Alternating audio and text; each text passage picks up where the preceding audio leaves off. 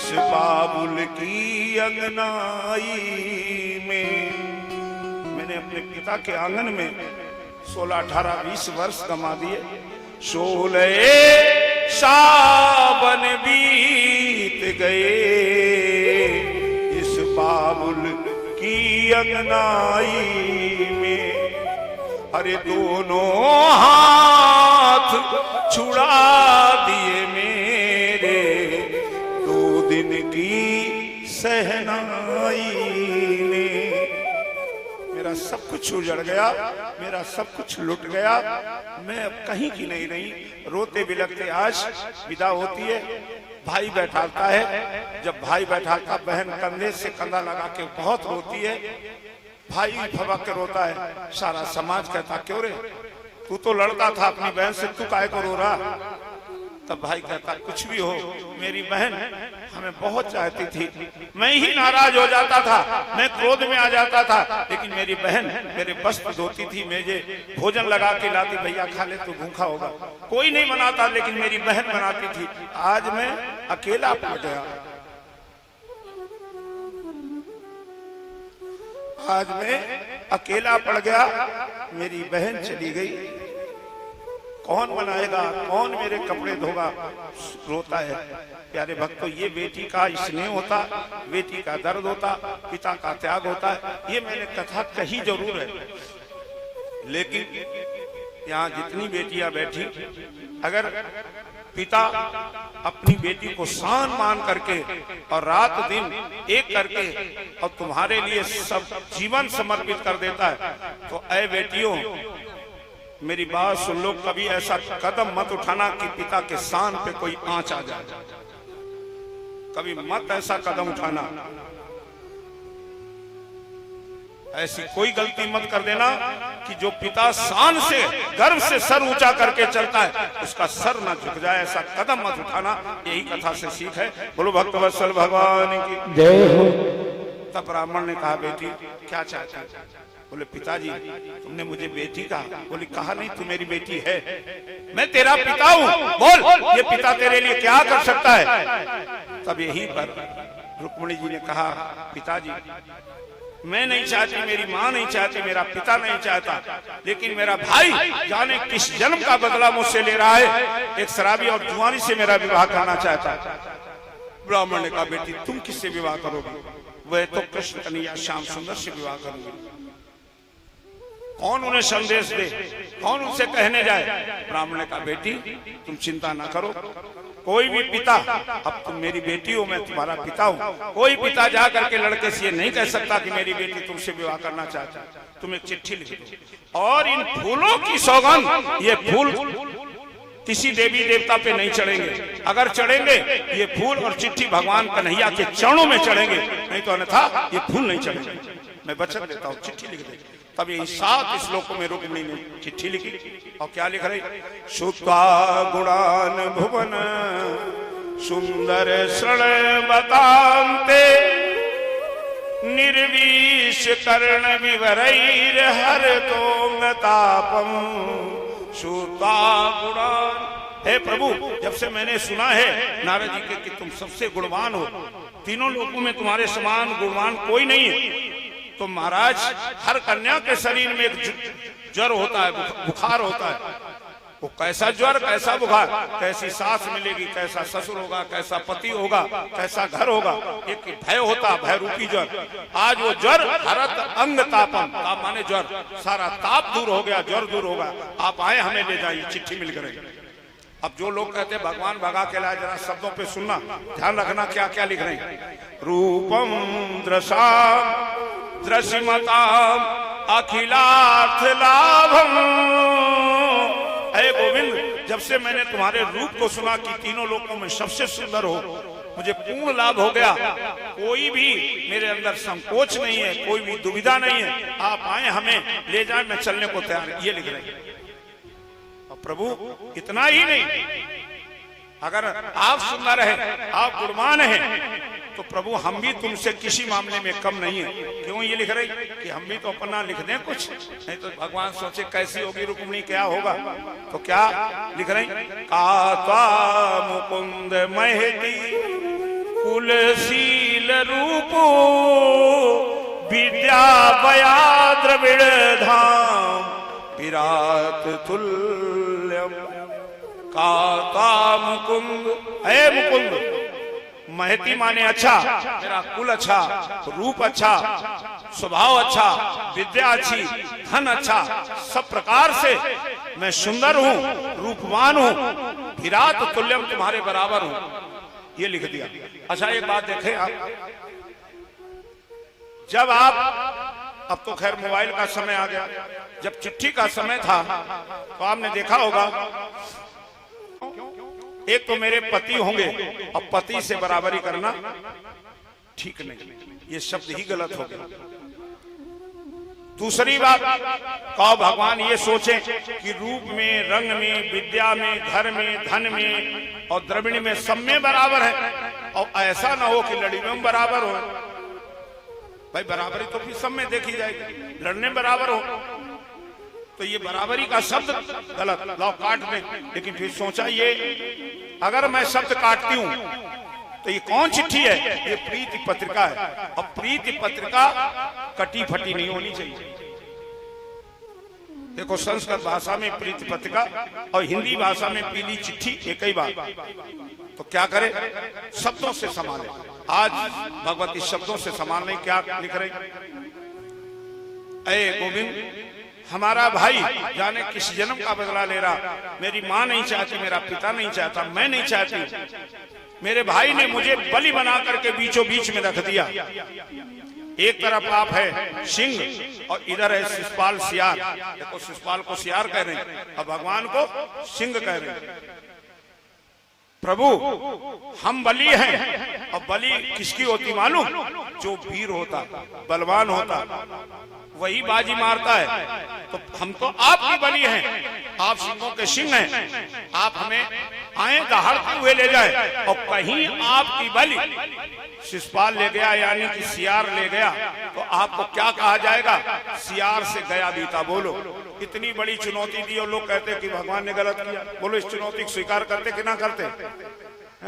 काले न सिंह नरलोक मनोभिराम, आप सिंहों के सिंह हैं, दहाड़ते हुए आए और हमें ले जाएं, ये लिख रहे हैं चिट्ठी। इस चुनौती को भगवान ने स्वीकार किया, और इतना ही नहीं, 7 कसम दे रहे हैं। है गोविंद पूर्तेष्ठ दत्त नियम व्रत देव विप्रो, जितने मैंने पूर्ण किए उनकी कसम आप आए हमें ले जाएं, जितने दान किए उन दान की कसम आप आए हमें ले जाएं। बोलो भगवान पूर्ण को नहीं मानता? भगवान ना आते? मैं श्लोक पढ़ रहा हूं, ये नहीं कि अपनी तरफ से कह रहा हूं, ये भागवत में उल्लेख है। रुक्मिणी जी कह रही, ब्राह्मण की कसम, दान की कसम, पूर्ण की कसम, देवताओं की कसम, नियम की कसम और गुरु की कसम, ब्राह्मणों की कसम आप आए हमें ले जाए। 7 कसम खिला दी, दिवस कर दिया भगवान को आने के लिए। और इतना ही नहीं प्यारे भक्तों, ये 7 कसम क्या है?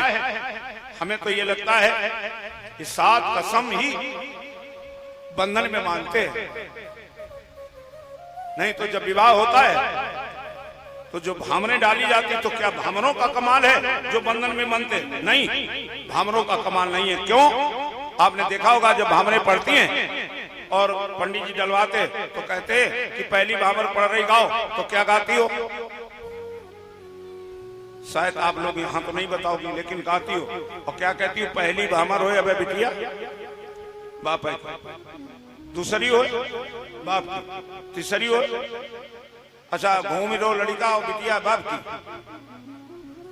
6 भामरों तक यही कहा जाता है बिटिया बाप है। इसका मतलब जानते भामरों का कमाल है नहीं। तब लड़की आचार्य के द्वारा 7 कसम या वचन लेती है पति से कि मैं पत्नी तब तुम्हारी बनूंगी जब मैं मुझे 7 वचन दे दो। दान में, यज्ञ में, हवन में, पूर्ण में हमेशा साथ रखोगे तो मैं तुम्हारी पत्नी बनने को तैयार। उस समय लड़का कह देता हमें स्वीकार। गाय बैल भैंस व्यापार करोगे हमसे भी पूछोगे, ये नहीं अपनी मर्जी से करो तो मैं पत्नी बनने बोले मुझे ये भी स्वीकार। हमसे मैके में कोई अगर गलत कदम उठ जाए या गलत काम हो जाए तो वहां हमें मार नहीं सकते, एकांत में लाके हमें समझाए अगर ऐसा करोगे तो मैं पत्नी बनने को तैयार। तो उस समय कहते थे हमें ये भी स्वीकार। और अब देख लो क्या करते, वचन तो दे दिए, कह दिया, लेकिन कहो वहीं लड़ जाए, वहीं मारा कूटी कर दे, क्या फायदा है? ये ऐसे जीवन नहीं चलता। जीवन का मतलब प्रेम। आज ये शास्त्र कसम देती है, यहीं पर चिट्ठी में लिख दिया कि हम मिलेंगे का, ये भी लिख रही है। पूर्वे दुरस्त मैती कुल देवी यात्रा, हमारे कुल की प्रथा है, जब कन्या का विवाह होता है तो गौरी पूजा के लिए मंदिर में जाती है, हम वहीं जाएंगे और वहीं आपको मिलेंगी, वहीं आ जाना। बस इतना लिख करके चिट्ठी बंद की और बंद करके इते ते कोई संदेशा, ये गुप्त संदेश है, पिताजी किसी को देना नहीं, केवल कन्हैया को देना। वो चिट्ठी में फूल रख लिए। ब्राह्मण का बेटी, इन फूलों की कसम, ये फूल अब चढ़ेंगे कन्हैया के चरणों में, अन्यथा कहीं नहीं चढ़ेंगे। और चल देते हैं, रोना नहीं, मैं शीघ्र लौट के आऊंगा। ब्राह्मण चले और देखे भगवान का भजन करते हुए चले। सभी भक्त बोलेंगे प्रेम से, हरे कृष्ण कहने से तर जाएगा, पार भव से उतर जाएगा। कृष्ण कहने से तर जाएगा, पार भव से उतर जाएगा। कृष्ण कहने से तर जाएगा, पार भव से उतर जाएगा। कृष्ण कहने से तर जाएगा, पार भव से उतर जाएगा।